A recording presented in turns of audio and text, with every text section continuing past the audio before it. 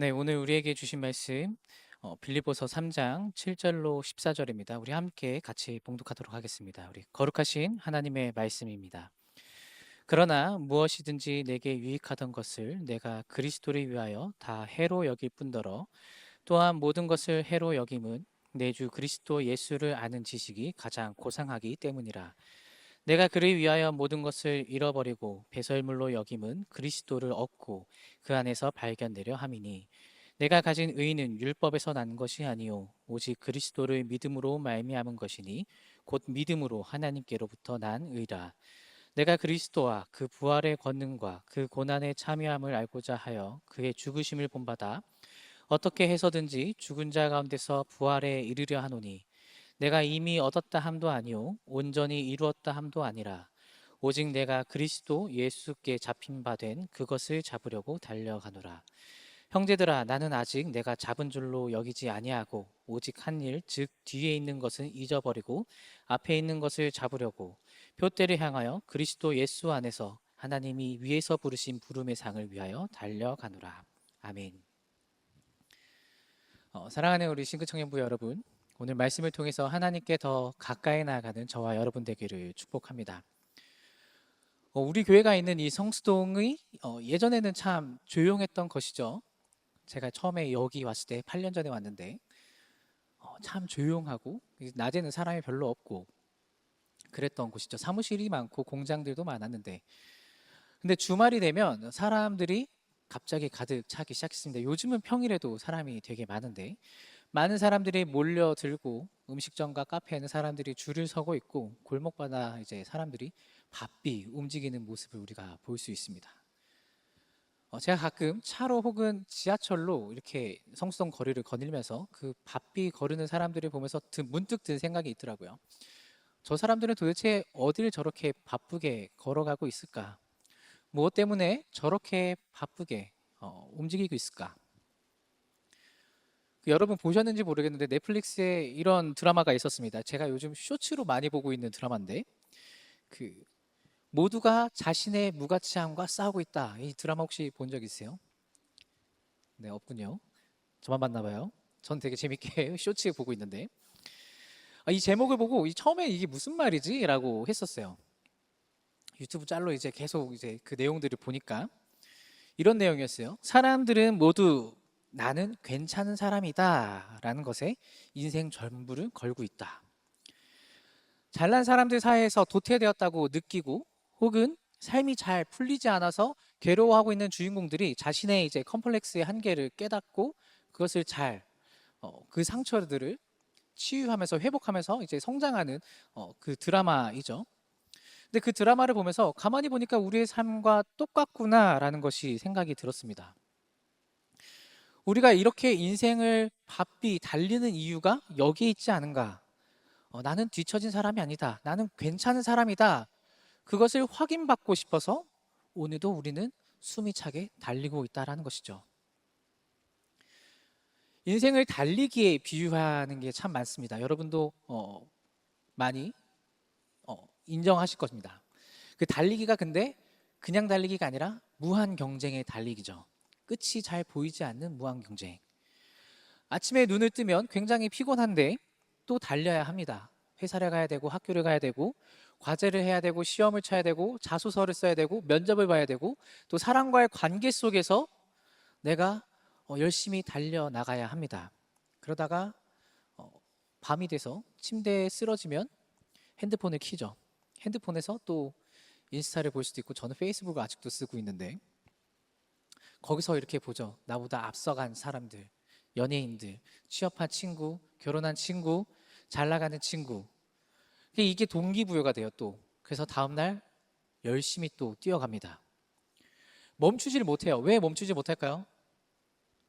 멈추면 내가 그들보다 뒤처질 것 같고, 뒤처지면 내가 아무것도 아닌 사람이 될 것 같으니까.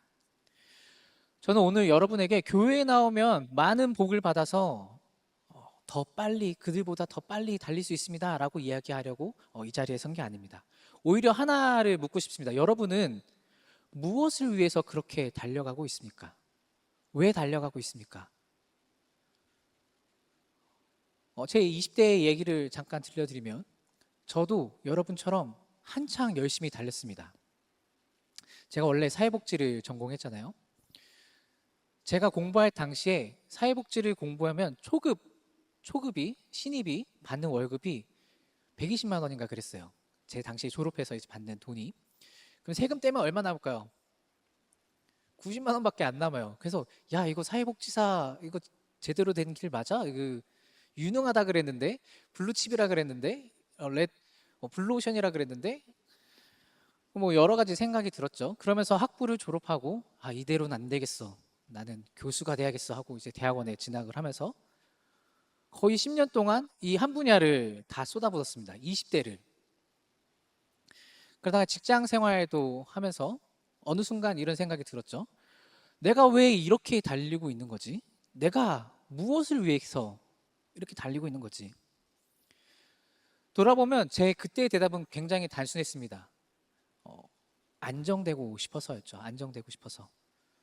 인정받고 싶어서. 돈도 많이 벌고 싶어서. 남들보다 뒤처지지 않고 싶었고 내 인생이 괜찮은 방향이다라고 확신을 얻고 싶었습니다. 그런데 우리는 이상하게도 이렇게 죽어라 달리면서 이렇게 내가 왜 달리고 있는지 이 질문을 하지 않는 것에서 문제가 생깁니다. 질문을 잘 안 하죠. 왜요? 다들 처절하게 몸을 깎아가면서 갉아먹으면서 뼈를 깎으면서 달리고 있으니까. 멈추어서 내가 왜 달리지라고 질문하면 큰일 날 것 같으니까. 근데 제가 여러분을 이 질문을 드린 거는 여러분을 압박하려는 의도가 아니라 너 왜 그렇게 사니? 라고 물어보는 게 아닙니다. 오히려 우리 주님께서 우리를 잠깐 멈춰 세우시는 질문입니다. 사랑하는 아들아, 사랑하는 딸아, 너 참 많이 애썼어. 근데 너 지금 어디를 향해서 달려가고 있니? 라고 묻고 계신 겁니다. 오늘 이 말씀 앞에서 여러분과 제가 우리를 부르시는 주님의 음성에 귀 기울이는 시간 되면 좋겠습니다. 아까 말씀드렸던 드라마의 제목처럼 우리 모두가 자신의 무가치함과 싸웁니다. 그런데 복음은 그 싸움에서 이기게 해주는 게 아니라 그 싸움을 더 이상 하지 않도록 끝내준다라는 것을 우리가 기억해야 합니다. 이게 무슨 말이냐면 더 이상 나는 괜찮은 사람이야 라고 증명하지 않아도 된다는 말입니다. 우리의 가치를 우리가 만들어내는 것이 아니라 누가 만들어 주시는 거예요? 우리 하나님이 만들어 주신다라는 거죠. 예수님께서 우리를 자녀 삼아 주셨기 때문에. 오늘 본문을 쓴 바울은 엄청난 사람이었습니다. 오늘 본문 앞 바로 4절부터 6절을 살펴보면 바울이 자기 이력서를 이렇게 쭉 늘어나요. 태어난 지 8일 만에 할례를 받았고 이스라엘 족속이고 베냐민 지파이고 히브리인 중에 히브리인이고 율법으로는 바리새인이고 열심으로는 교회를 핍박할 만큼 뜨거웠고 그리고 율법의 의로는 흠이 없는 사람이다. 자기 자신을 이렇게 설명합니다. 그 시대에 인정하는 모든 조건을 가진 사람이었어요. 달리기로 치면 늘 1등만 사람이었다는 거죠. 근데 이게 세속적 성공이 아니라 바울에게 이것이 무엇을 말하냐면 하나님 앞에 나는 의로운 사람이다, 떳떳한 사람이다 라고 말할 수 있는 근거였습니다. 이 시대에 우리에게 적용하면 우리에게는 스펙이 되고 등수이고 성취일 수 있다는 거죠. 이 정도는 돼야지 괜찮은 사람이야 라고 생각하는 그 기준이 되는 겁니다. 이 빌립보라는 도시가 굉장히 특이한데 신분과 명예를 되게 중요하게 특별하게 여기던 곳이었습니다. 로마의 식민지였는데 이 빌립보가 로마의 작은 로마라고 불린 만큼 유명하고 중요한 곳이었습니다. 전쟁에서 이제 공을 세운 이제 로마 군인들이 퇴역해서 그 도시에 정착해 있었고, 그래서 그 사람들이 자신들이 로마 시민권자라는 것을 굉장히 대단하게 여겼습니다. 그 시대에 로마 시민권은 아무나 가질 수 없는 최고의 신분이었기 때문이죠. 누가 어떤 계급이고 어떤 시민권을 가졌고 그것이 그 사람의 값어치가 되는 그러한 도시였습니다. 2000년 전에 빌립보나 우리가 살아가는 이 시대나 크게 다를 바가 없죠. 계급과 시민권, 사람을 줄을 세웠는데 오늘은 학벌과 직장, 여러분의 통장 잔고로 줄을 세웁니다. 매기는 기준만 바뀌었을 뿐 사람을 등수로 평가하는 건 여전히 똑같다라는 것이죠. 7절 한번 살펴보면 바울이 이렇게 얘기했습니다. 무엇이든지 내게 유익하던 것을 내가 그리스도를 위하여 다 해로 여길 뿐더러. 이 말은 무엇이냐? 자기에게 이득이었고 자랑이었고 붙들고 있던 것을 이제는 손해로 여긴다. 8절에서는 더 강하게 이야기하죠. 모든 것을 잃어버리고 배설물로 여김은, 이 배설물이 사실은 점잖은 표현이 아니죠. 똥입니다. 똥. 먹다 남은 찌꺼기. 길가에 버려진 오물. 바울은 자기 인생을 살아가면서 내가 그렇게 귀중하게 여겼던 트로피들을 보고 쓰레기라고 말하고 있는 겁니다. 이게 중요한 게 아니라 이제 내 생명을 붙들 근거는 예수 그리스도다. 8절 뒷부분에서 이렇게 얘기하죠. 내 주 그리스도 예수를 아는 지식이 가장 고상하기 때문이라. 바울이 자기 스펙이 갑자기 나빠져서 버린 게 아닙니다. 비교할 수 없는 좋은 분, 예수 그리스도를 만났기 때문에 그것은 이제 더 이상 나에게 소용이 없다라고 내려놓은 것이죠. 단순한 포기가 아니라 발견입니다. 이것보다 더 좋은 것을 발견했다는 것. 평생에 내가 찾던 분을 발견했기 때문이죠. 근데 바울이 그리스도를 아는 지식을 그냥 그리스도를 아는 지식이라고 얘기하지 않았습니다. 그 앞에 수식어가 붙어요. 내 주, 내 주. 이 한마디가 중요합니다. 예수님에 대해서 아는 것과 예수님에 대해 아는 것과 예수님을 아는 것이 다릅니다, 여러분. 십자가가 무엇인지 부활이 무엇인지 우리는 어릴 때부터 혹은 교회를 다니면서 자연스럽게 배웠습니다. 근데 그게 정보로 남아 있을 수 있다는 거죠. 예수님을 안다는 것은 내가 이 걸어가는 이 인생길이 혼자가 아니라는 것을 아는 겁니다. 지금도 살아계신 하나님께서 나를 아시고 나를 붙들고 계시고 나와 함께 걸으신다라는 것을 아는 것이죠. 이게 복음이에요. 내가 하나님을 알기 전에 하나님이 먼저 나를 아셨다라는 것을 깨달아야 합니다. 우리 주님은 우리가 누구에게도 말하지 못한 그 부끄러움도 아시고 들키고 싶지 않은 그 열등감도 아시고 괜찮은 척 했지만 무너졌던 그 마음도 알고 계시다라는 거예요. 그런데 그 모든 것을 알고도 계신데 떠나시지 않으신다. 내 모든 치부를 다 보셨는데도 포기하지 않으신다라는 겁니다. 그래서 예수를 아는 지식은 우리를 무너뜨리는 지식이 아닙니다. 우리를 살리는 하나님의 사랑임을 기억해야 합니다. 9절에서 바울이 이렇게 이야기하죠. 내가 가진 의는 율법에서 난 것이 아니요 곧 믿음으로 하나님께로부터 난 의라. 여기서 의는 하나님 앞에 설 수 있는 근거입니다. 하나님 앞에 받아들여지는 자리. 바울은 이전에는 그 자리를 자기의 열심과 자기의 의로 얻을 수 있다라고 생각을 했었죠. 근데 이렇게 이제 이야기하는 거예요. 내가 가진 의는 율법에서 난 것도 아니고 내 성취에서 나온 것도 아니고 내 열심으로 이룬 것도 아니고 하나님께로부터 나온 것이다. 하나님 앞에 인정받아야 설 수 있다. 이게 복음이죠. 성경에서 말하는 복음은 우리를 이렇게 이야기합니다. 우리 스스로 힘으로 하나님 앞에 설 수 없다. 왜요?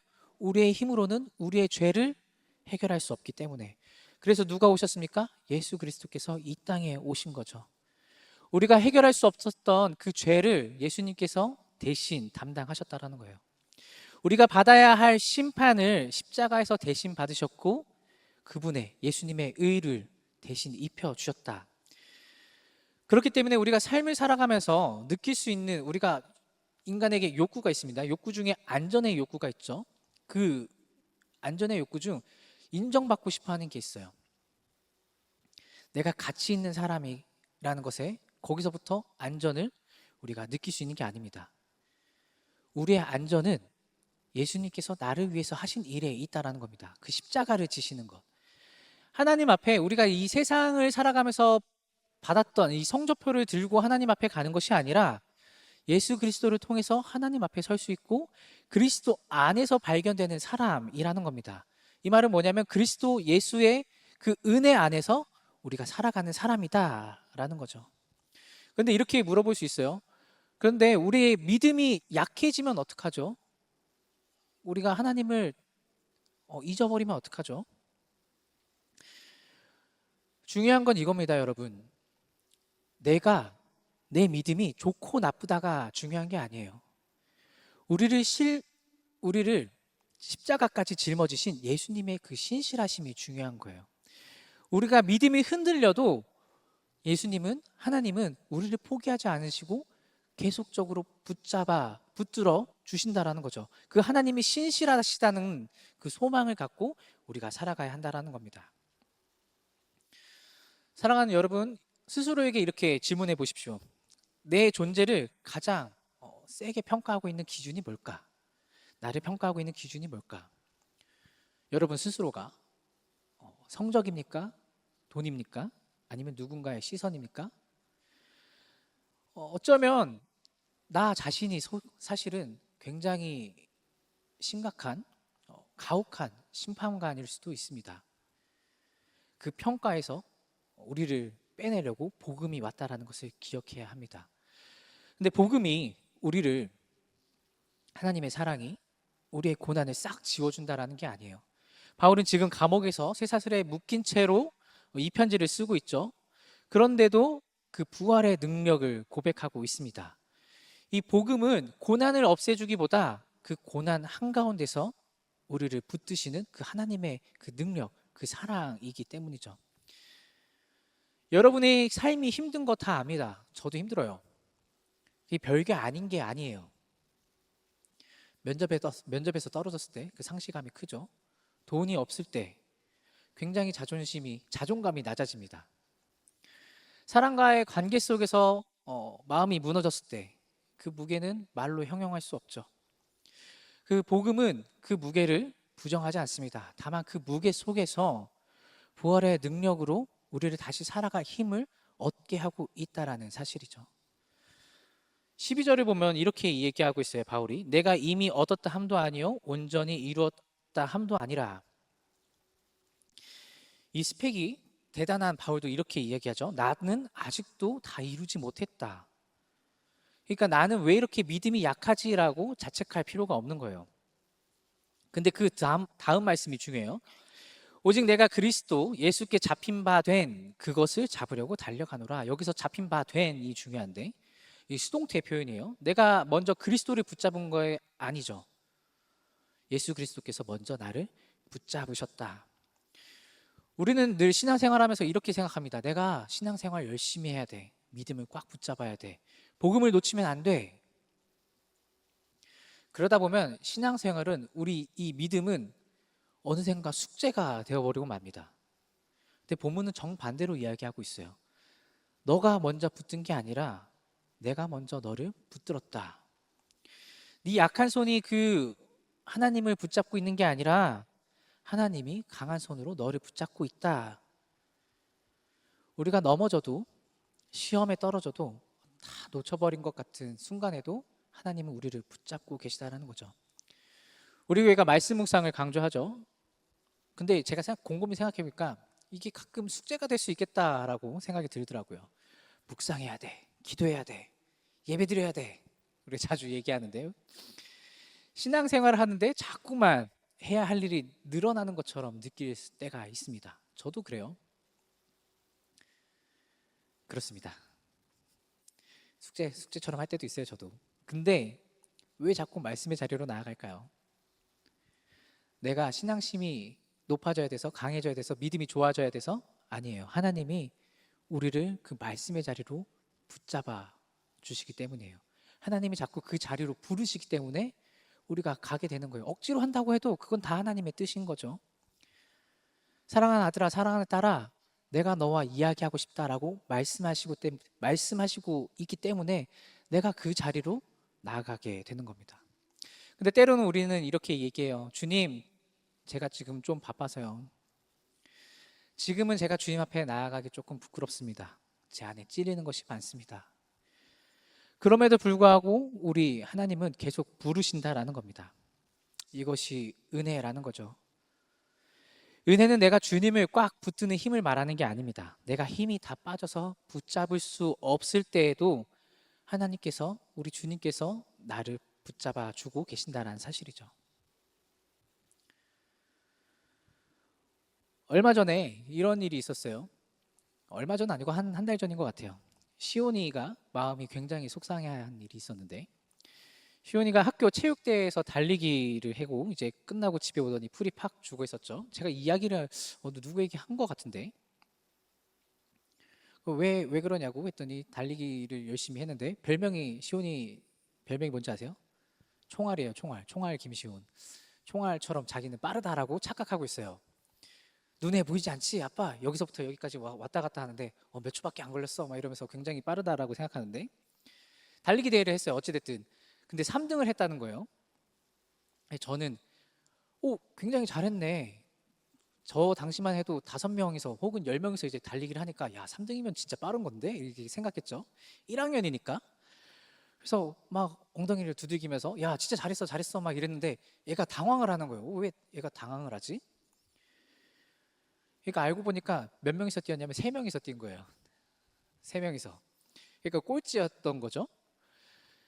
그래서 어쩐지 얘가 당황을 하더라고. 아빠가 왜 나 꼴찌했는데 왜 잘했다 그러지? 이상하네 막 그랬는데, 제가 하고 싶은 말은 사실 이겁니다. 시온이가 꼴찌였다라는 사실을 알고도 저는 시온이가 자랑스러워요. 1등 했으면 좋겠죠. 근데 꼴찌를 했어도 여전히 시온이는 제 사랑하는 아들이죠. 저는 등수를 사랑하지 않아요. 저는 학창 시절에 45명 중에 44등도 해봤어요. 공부를 안 했어요. 그 뒤늦게 공부를 한 스타일인데, 제가 시온이를 사랑하는 만큼 이 사랑이 하나님의 사랑도 마찬가지라는 것을 깨달았으면 좋겠습니다. 우리의 실패가 우리가 하나님의 자녀됨을 취소하지 않는다라는 사실을 깨달아야 돼요. 넘어졌다고 하나님이 우리를 포기하지 않으신다라는 거죠. 느려도 하나님의 사랑받는 자녀고요. 빨라도, 넘어져도 하나님의 자녀라는 거죠. 그런데 우리가 그 하나님의 자녀된 것은 우리가 뛰어나서가 아니라, 우리가 원래부터 자격을 갖췄기 때문이 아니라, 예수 그리스도께서 우리를 위해서 십자가를 지시고 하나님께로 나아가는 길을 열어주셨기 때문에 우리가 자녀가 될 수 있었던 겁니다. 근데 정작 우리는 하나님 앞에서 그 등수 때문에, 그 성적표 때문에 풀이 죽은 시온이처럼 살 때가 있습니다. SNS를 하면서 친구들을 보면서 우리 스스로 매일 등수를 매기고 있진 않았는지 한번 생각해 봐야 합니다. 우리는 이미 하나님의 사랑을 받고 있는데 말이죠. 인정받고 싶은 욕구죠. 저도 목회자로 살아가면서, 이전에는 목회자 자녀였지만 그 시간들을 생각해 보면 인정받고 싶은 컴플렉스가 있었어요. 목사 아들이 이래야지. 여러분도 그렇게 생각하실 수도 있을 것 같아요. 목사가 이래야지. 그러니까 어떻게 돼요? 설교를 잘해야 돼요. 말씀을 잘해야 돼요. 찬양을 잘해야 돼요. 기도도 잘해야 돼요. 또 행실이 또 발라야 되잖아요. 누가 나를 어떻게 이렇게 보면 어떨까? 매일 신경 쓰면서 살았던 기억이 있습니다. 그래서 이 말씀이 사실은 여러분에게 먼저 필요한 게 아니라 여러분에게 필요한 말씀이지만 저에게도 사실은 필요한 말씀입니다. 우리가 인생을 살아가면서 복음을 붙들면 세상 일이 싹, 어려운 일이 사라질까? 아니죠. 내일도 시험은 어려울 거예요. 여전히 우리의 통장은 비어 있을 겁니다. 여전히 인스타에는 잘 나가는 사람이 나타날 겁니다. 그 현실은 바뀌지 않습니다. 대신 달라지는 게 있어요. 그 현실이 더 이상 우리를 최종적으로 너는 이런 사람이야 라고 규명하지 않는다라는 겁니다. 면접 결과가 우리를 힘들게 할 수 있죠. 시험 결과가 우리를 힘들게 할 수 있습니다. 근데 이것이 우리를 정의하지 못한다. 너는 이런 사람이야 라고 가치 판단을 못 내린다라는 겁니다. 우리의 마지막 그 근거들은 십자가에 있다라는 거예요. 우리의 마지막 자리는 세상의 평가가 아니라 그리스도 안에 있다라는 겁니다. 내가 하나님 안에 있느냐, 하나님 안에 있지 않느냐, 내가 하늘나라 천국에 소망을 두고 살아가느냐, 그렇지 않느냐. 그런데 우리는 하늘나라에, 그 천국에 소망을 둔 사람들이기 때문에 불안해할 필요가 없는 겁니다, 여러분. 세상의 시험이 근데 무서운 이유가 뭔지 아세요? 이거 망하면 난 끝이야 라고 주입을 해요. 면접 결과가, 그 결과가 내 인생 전체를 규명해 버릴 것 같은 그 두려움이 나에게 엄습하기 때문이죠. 여러분을 결정하는 것은 여러분의 성취가 아님을 기억해야 합니다. 여러분은 그리스도 안에서 발견된 하나님의 사랑받는 자녀라는 것을 기억해야 합니다. 복음을 통해서 여러분이 세상의 경주에서 이탈하면 나오면 우리가 세상을 보는 눈이 달라집니다. 친구의 성공이, 여러분의 주변의 사람들의 성공이 더 이상 내게 위협이 되지 않아요. 배가 아프지 않아요. 요즘 주식 한창 하죠. 나만 주식 안 하는 것 같아 라고 생각하시는 분들도 있을 것 같아요. 뒤처진 사람을 밟고 가는 것이 아니라 내가 그 뒤처진 사람에게 손을 내밀어 줄 수 있는 사람이 되는 거죠. 그런 사람들이 바로 모인 공동체가 바로 교회라는 거죠. 우리가 왜 이 자리에 모였을까요? 세상은 널 더 증명해 라고 말합니다. 그런데 교회는 우리는 그리스도 안에서 그 은혜로 살아가는 사람들입니다 라고 고백하는 공동체입니다. 그러니까 이 말씀을 붙잡으면 여러분, 세상의 것을 꽉 쥐려고 애쓰지 않아도 됩니다. 그리고 그 꽉 쥐었던 것이 오히려 자연스럽게 펴지는 겁니다. 버리게 되는 거예요. 스펙을 버려야겠구나. 이제부터 내가 인정 욕구를 내려놔야겠구나.